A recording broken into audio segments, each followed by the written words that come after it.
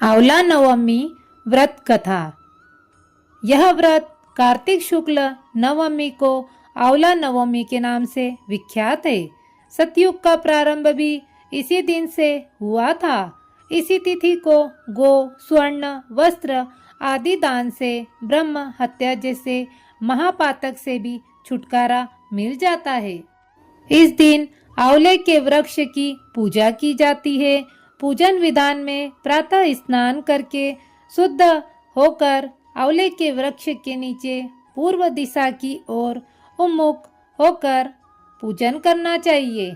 फिर उसकी जड़ में दुग्ध धारा गिराकर चारों ओर कच्चा सूत लपेटें तथा कपूर वर्तिका से आरती करते हुए 7 बार परिक्रमा करें।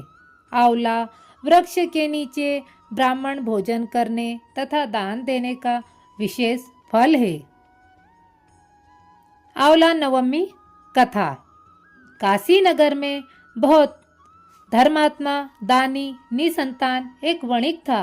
वे पति पत्नी दोनों संतान के अभाव में दिनों दिन कातर तथा मालिन होते थे। कुछ समय पश्चात वेश्य की पत्नी से एक स्त्री ने कहा कि यदि तुम किसी पराये लड़के की बलि भैरव के नाम से कर दो तो यह पुत्र कामना अवश्य पूरी हो जाएगी। यह बात वेश्य के पास भी पहुंची, मगर उसने अस्वीकार कर दिया। लेकिन सखी की बात वेश्य पत्नी भूली नहीं, मौके की तलाश करती रही। एक दिन एक लड़की को भैरव देवता के नाम पर कुएं में गिराकर बलि दे दी। इस हत्या का परिणाम बड़ा उल्टा हुआ। पुत्र लाभ की जगह उसके सारे बदन में कोढ़ बहने लगा तथा लड़की की प्रेतात्मा उसे सताने लगी। ऐसी परेशानी देखकर वेश्य ने इसका अपनी पत्नी से पूछा।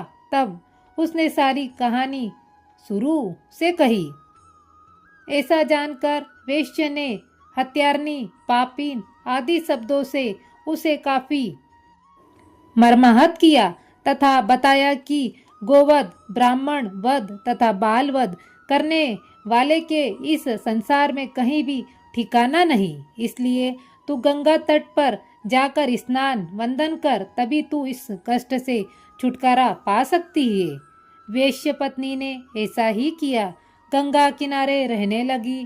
थोड़े ही दिन बीते कि एक गंगा जी वृद्धा स्त्री बनाकर आई। कहने लगी, हे दुखिया, तू मथुरा नगरी में जाकर कार्तिक नवमी का व्रत रखना तथा आंवला वृक्ष को परिक्रमा करते हुए पूजन करना। यह व्रत करने से तुम्हारा सब पाप नष्ट हो जाएगा। घर जाकर अपने पति से उसने सब बात बताई। आज्ञा लेकर मथुरा जाकर विधिवत व्रत रखकर पूजन किया। ऐसा करने से भगवान की कृपा से वह दिव्य शरीर वाली हो गई और पुत्र लाभ कर अंत में गोलोक को प्रस्थान किया।